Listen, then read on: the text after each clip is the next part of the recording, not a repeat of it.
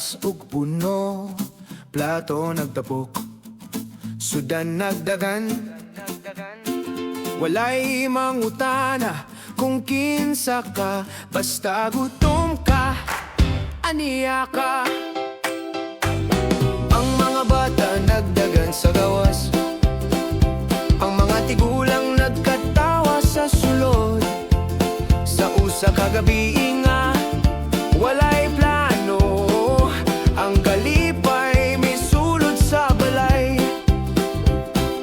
Dili kinahanglan og imbitasyon, kung ang kasing bukas ra. Kay kung magtinabangay ang tanan, ang kinabuhi masayon sabton. Salo-salo ta sa kalipay ug kasubo, sa katawa ug sa luha, magkauban ta gihapon. Salo-salo ta bisan unsa pa ang kahimtangan, kay ang pamilya ug komunidad maoy atong kusog sa kinabuhi.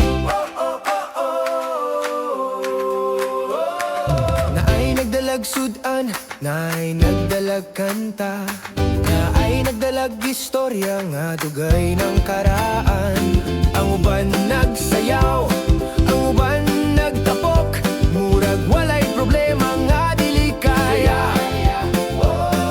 Walay sukod ang kalipay dinhi, dili kwarta, dili ngalan, basta magkauban ta sa lamesa, kumpleto na ang tanan. Kung adunay nasakitan sa una, karon panahon na sa pagpasaylo, kaysa tunga sa katawa o pagkaon.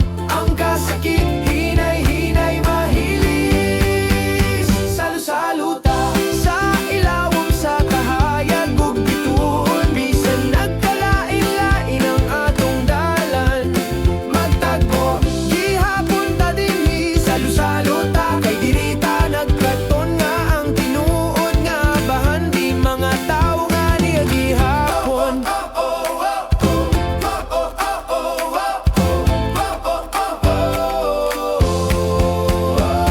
Kanta bisan walay tono, sayaw bisan walay tugtog.